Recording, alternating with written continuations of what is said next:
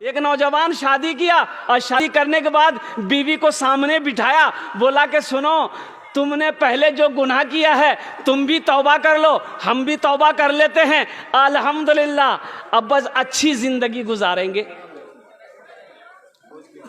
लड़की बोली ठीक है मेरे सरताज, हम अपने सारे गुनाहों से तौबा करते हैं, आप भी तौबा कर लीजिए ताकि हमारी जो औलाद हो नेक हो, हमारी जो औलाद हो। भाई बोलो, भाई बोलो, भाई इधर ज़हन हाजिर करो, हमारी जो औलाद हो।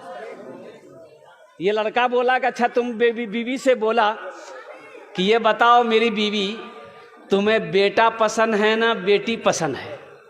तो उसकी बीवी बोली कि मेरे सरताज ये तो अल्लाह की खेती है, अल्लाह चाहे बेटी दे दे चाहे बेटा दे दे, बेटा और बेटी देने का मालिक तो अल्लाह है।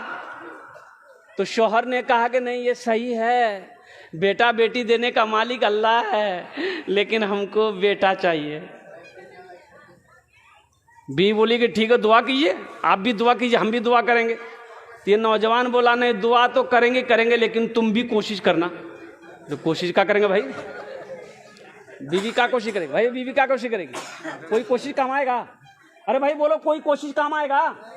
बीवी समझाई कि नहीं ऐसी बात ना बोलिए आप, ये तो अल्लाह की खेती, अल्लाह जो दे दे। बोला नहीं अल्लाह तो देवे करेगा, लेकिन मेहनत करना। इत्तफाकन हमल रुका, 1 साल के बाद बच्चे की विलादत हुई बेटी की शक्ल में। अब तो ये बुधवा परेशान हो गया, बीवी से बात करना छोड़ दिया। बोला हम तुमको बोले थे ना हमको बेटा चाहिए, ये बेटी कैसे हो गई? बीवी बोली कि इसमें हम क्या करेंगे?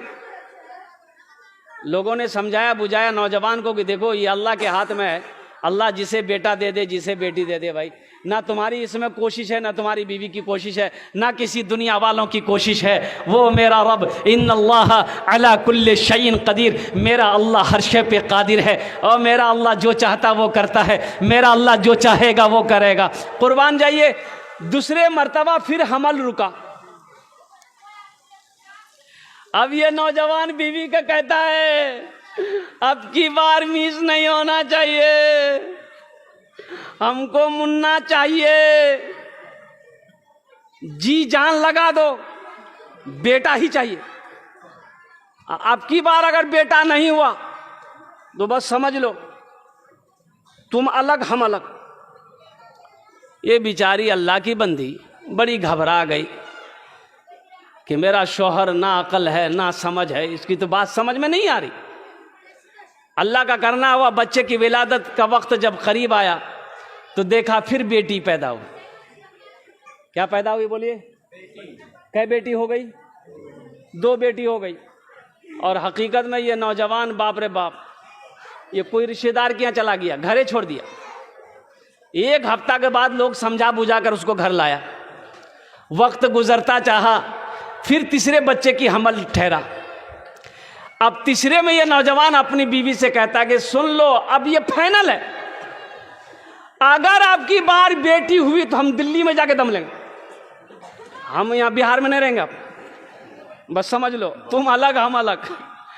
उसकी बीवी समझाई कि मेरे सरताज कम से कम आप पढ़ लिख लेते तो आज ये बात नहीं करते, पढ़े लिखे होते, दीनी किताबों का मुताला किए होते कि बेटा देने का मालिक मेरा अल्लाह है, मेरा रब है, बेटी देने का मालिक मेरा अल्लाह है, मेरा रब है, इसके सिवा कोई किसी को ना बेटा दे सकता है, ना कोई बेटी दे सकता है, ना कोई औलाद दे सकता है, ना कोई रोज़ी दे सकता है, ना कोई ज़िंदगी दे सकता है, ना कोई मौत दे सकता है।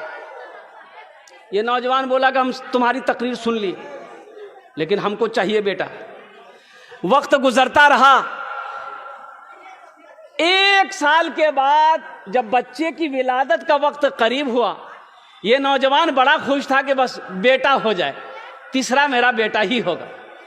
और जब बच्चे की पैदाइश हुई तो बेटी की शक्ल में। क्या हुआ भाई? बोलो भाई क्या हुआ?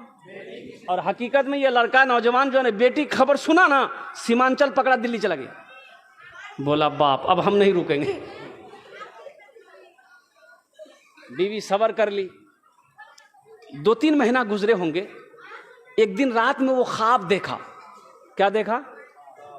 ख्वाब जाने ना, सपना। सपना देखा कि हशर का मैदान लगा हुआ है, लोग भाग रहे हैं बेतहाशा। 2-4 फरिश्ते आया, इसके बाजू को पकड़ा, बोला यही है, ले चलो। बोला हमको पकड़ के वो लोग घसीट कर लेके जा रहे थे। बोला बस इसको जहन्नम की खाई में डालो। तो जब मैं उस दरवाजे पे पहुंचा, देखा मेरी जो बड़ी बेटी थी ना, वो वहां खड़ी थी।